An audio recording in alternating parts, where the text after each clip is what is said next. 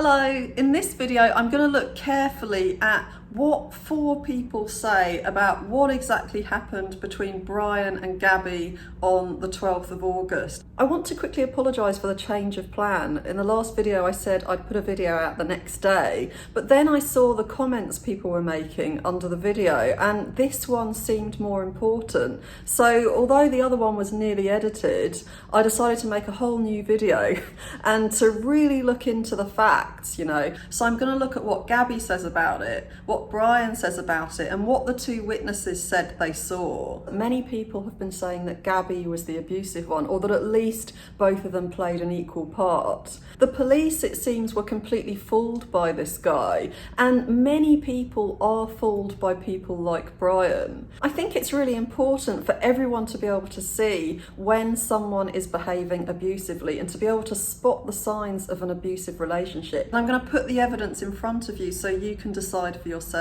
But she just gets worked up sometimes, and I try and really distance myself from her, so like I lock the car and I walk away from her. What happened this morning is that she's trying to start up like her own little website blog and everything, so I give her time, and we really had a nice morning, if anything, but she just got worked up because we were trying to get going and get our day going because we want to go like barges before this stuff every time.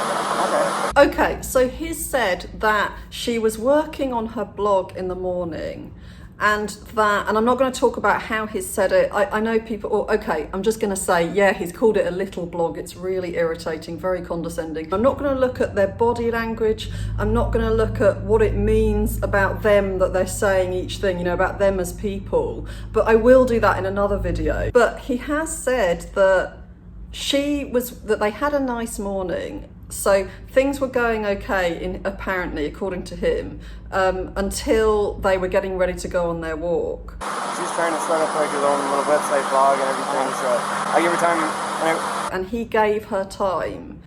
That sounds to me like he had a plan for the day.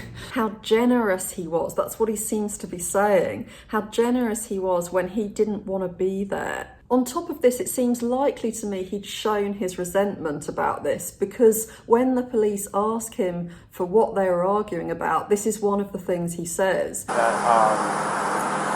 was that we were at the coffee shop for so long because we were there from 9 to 3. We were at the coffee shop for so long, he says, 9 until 3. Presumably Gabby was working on her website and blog in the cafe, and then she got stressed as they were getting ready to go on the walk. Maybe this is another reason for why she got stressed as they were leaving, if he was being openly resentful that they'd spent so long there. And the fact that he said, I gave her time, that makes me wonder if it wasn't enough time, if she wanted more time. So now let's have a look at how that fits with what she's said. I've just been really stressed. I had so much work I was doing on my computer this morning.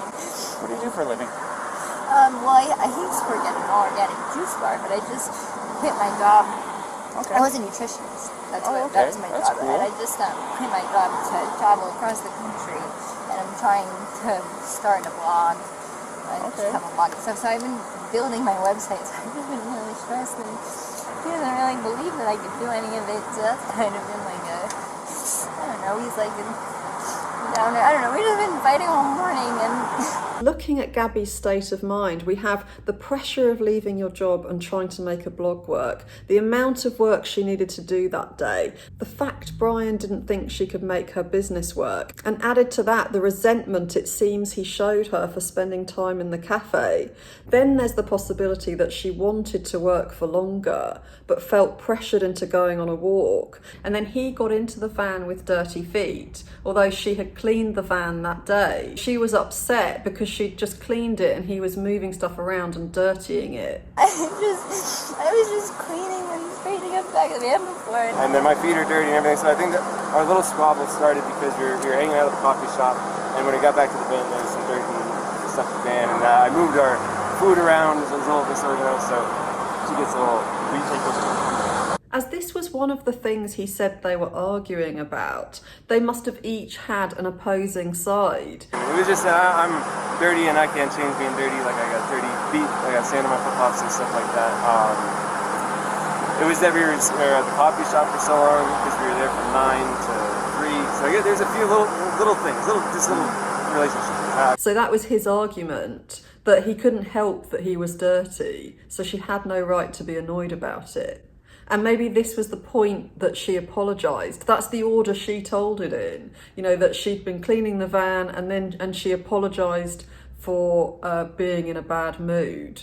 I was just cleaning and straightening up the back of the van before, and I was apologizing to him and saying, I'm sorry that I'm so mean, because sometimes I have OCD. We weren't physical before the point where I said, all right, let's just take a breather and like walk away for a minute. I'll lock the van up and I'll go for a walk this way, and you can go walk that way on the block. So Brian's saying that he had said to Gabby, let's each go for a walk. So that shows how stressed out he was. You know, I would think, otherwise why would he need to go for a walk? But he's only saying that Gabby was the stressed out one. And Gabby didn't want to go for a walk. She wanted I like the keys so I could walk away. He said that very quickly, but what he said was that she had said, I'd like the keys, so that he could walk away. She said the same thing, so they agree on this point that she had said to give her the keys while he took a walk. I said, let's just take a breather and let's not, go anywhere. Let's just calm down for a minute because she's getting a little worked up. He didn't give her the keys because he thought she would drive off and leave him. And I was holding on to the keys because I didn't want to go anywhere.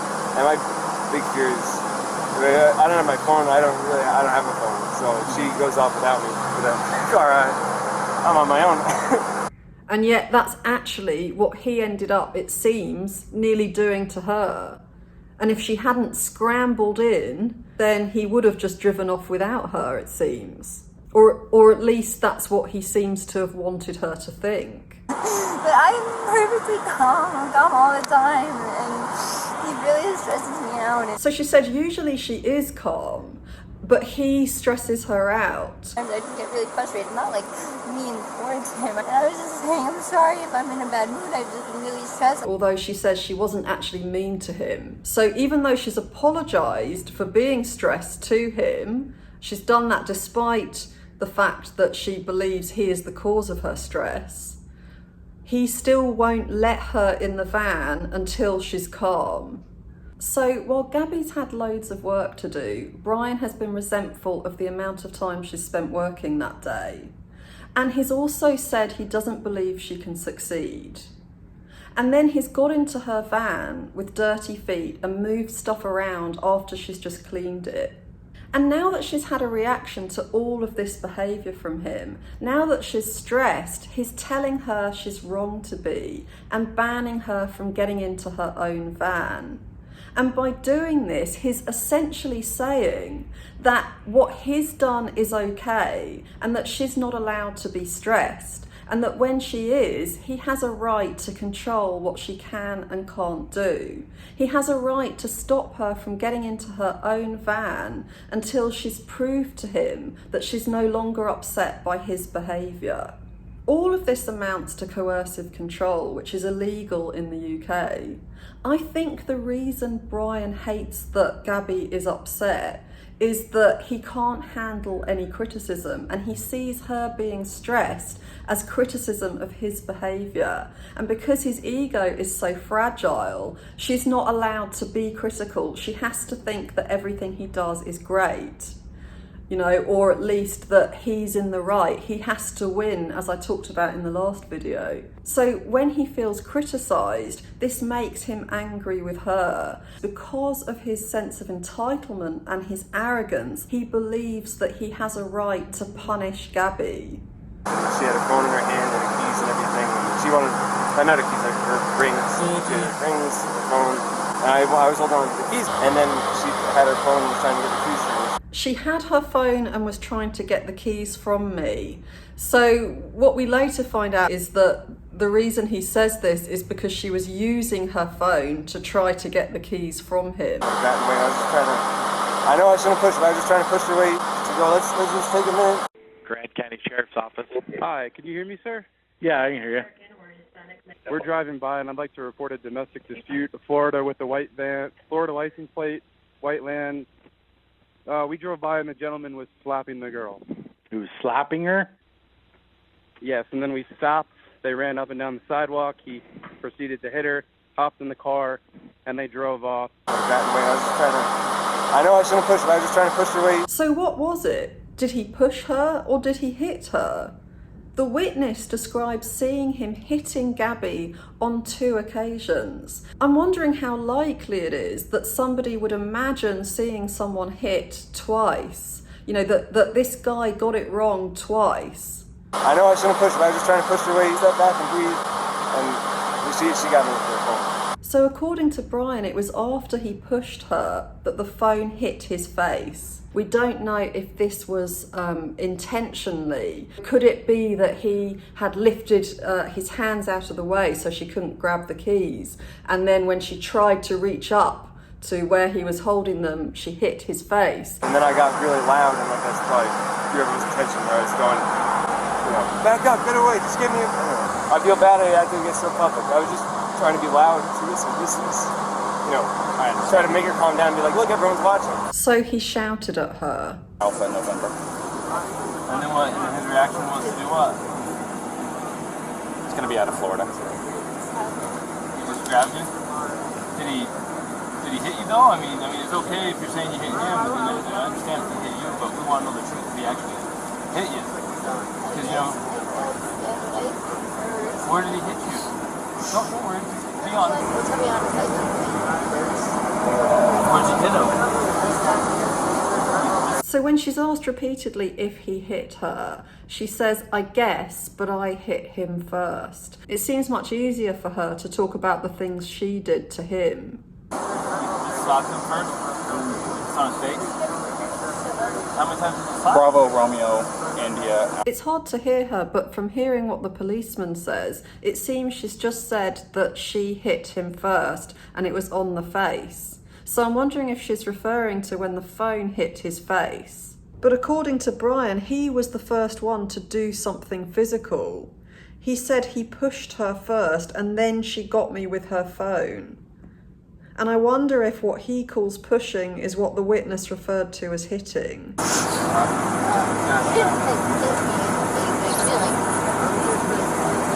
She says he did hit her and then she says he didn't. So she seems unsure about that or changes her mind. I don't know if that's because he really didn't or if that's because she's covering for him, or when traumatic things happen, we can dissociate. So she may have done that and then it can be hard to remember the details. But she does say he grabbed her face and that resulted in a cut on her face.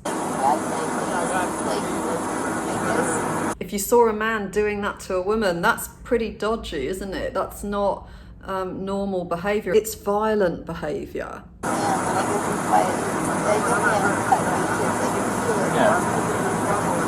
Friend Maja Polsley says that cops should have realized Gabby was in jeopardy. When I saw that police footage, I saw the bruise on her cheek, and she said that he grabbed her, and they just skimmed right over that.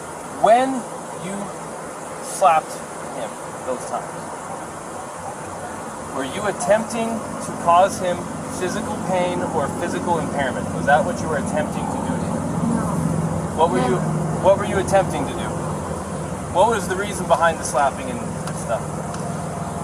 What was it you were attempting to accomplish by slapping? I was trying to get him to stop telling me something. Well, it doesn't sound to me like she attempted to injure him. It's again hard to hear, but she said she was trying to get him to stop talking and calm down. Given the situation and that Brian had locked Gabby out of the van, that he had grabbed her face hard and bruised it, that he had pushed her and possibly hit her as well.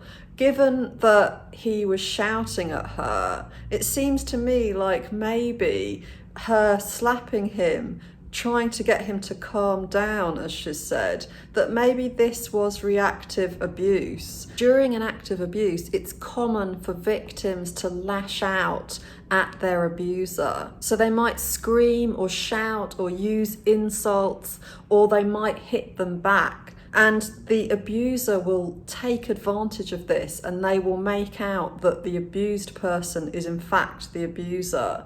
Reactive abuse can give an abuser some proof that the person that they've in fact been abusing is mentally unstable. So they can use these situations to gaslight them and to spread smear campaigns about them. As I described in another video, people who are abused often help, completely unintentionally, but they actually help outsiders to see them as the guilty party. And this reminds me of what I talked about in a previous video, of how somebody who's been abused will tend to blame themselves when things are going wrong within their relationship. And they're also likely to try to cover for the other person. They don't want the other person to look too bad. And that can happen because they feel responsible for the abuse themselves. So especially in this situation, when the police are involved, it's turned out she didn't want to leave him for even one night. So I can imagine that this would have been, that it would have been tempting to have covered for him now. At approximately 4:30 p.m, I arrived at Moonflower. While standing on the south side of the street, I observed a man and woman appear to have some sort of dispute. They were talking aggressively at each other, and something seemed off. At one point, they were sort of fighting over a phone. I think the male took the female's phone. It appeared that he didn't want her in the white van. He got into the driver's seat and she followed him. At one point, she was punching him in the arm and/or face and trying to get into it. She eventually climbed in over him and over to the passenger seat. I heard her say, "Why do you have to be so mean?" I wasn't sure how serious this was. It was hard to tell if they were sort of play fighting, but from my point of view, something definitely didn't seem right. It was as if the guy was trying to leave her and maybe take her phone. Not sure, but wanted to help out. This witness describes Gabby as punching Brian when he's in the van, when she's trying to get in the van too. So it's not like they were both on the street and Gabby decided to punch Brian. So how does he end up inside the van with Gabby outside it? He saw the male trying to lock her out of the vehicle. She even told us that he was trying to lock her out, told her to go take a walk, so that she was trying to get in. She eventually couldn't get in and actually clawed her way in through the driver's door. He says, "I don't understand why she's doing that." Well, I think it's because it was the only door that wasn't locked that she could get through. So she's trying to get in over him. He's trying to disengage from her. I guess he hung her backpack on the back probably so she'd have her shit so that he didn't have to engage with her. So now we discover that he had put her backpack on the back of the van, outside it. So this really makes me think even more that he was prepared, if not to leave, to give her the impression he was going to leave without her. So no wonder she was so desperately trying to scramble into the van. Brian's in the driving seat and Gabby seems to have good reason to believe she's about to be stranded there in a place she doesn't know, far away from home. We don't know if she even has her phone at the time because he had been seen fighting with her and it looked like it was over a phone. So did he take her phone? So at the time that the witness describes seeing her punching him, could she have been attempting to stop him from stopping her climbing over him and into the van? That seems to me to be more likely than that she decided to punch him just for the hell of it. Because at the time she was so desperate to get into the van that she was willing to scramble over him while he tried to get her out. And that's not easy. You know, why would you put yourself through that unless you were desperate? After she gets into the van, they're headed off to get water. We were going to get water because we ran out. We know she was thirsty when the police pulled them over. We're just going into the park again to get water because we have a 6-gallon water container to fill up, so we're just grabbing water for the hike. Do you have enough air back here, or do you want me to kick it up some more? Do you have any water? I will see if I can find some. Okay, no worries. Thank you. Brian refuses the water he's offered. Do you need any water? It's okay. It's hot, but It's I got okay. some on this. No, it's okay. I don't like plastic bottles. It's okay. But Gabby takes 2 bottles. So she's really thirsty. Did she feel she wasn't allowed to get water before because of his feelings about plastic? On top of everything, was she really thirsty for all of this time? What about the speed? Did she take over the? Did No, she take over the pedal on you? If I was going fast, I'm sorry. No, it's probably just the the moment of, like, I'm still shaking now, the adrenaline, seeing the lights flashing up and then her gripping the wheel. So here he says that he sped up because he saw the lights flashing and because Gabby took the wheel. Those were the two reasons he gave for why he sped up. Hitting the curb was her grabbing the wheel. She grabbed the wheel? Yeah, she said, I can't believe we're getting pulled over, and then she grabbed the wheel. Now he's saying because she grabbed the wheel, he hit the curb, which suggests that her grabbing the wheel was what made the van then hit the curb. And yet before he'd said he sped up because she grabbed the wheel, but he sped up quite a bit before he hit the curb. So he's given two conflicting versions of events. Quick question. You said you were hitting him in the arm. Did you grab the steering wheel?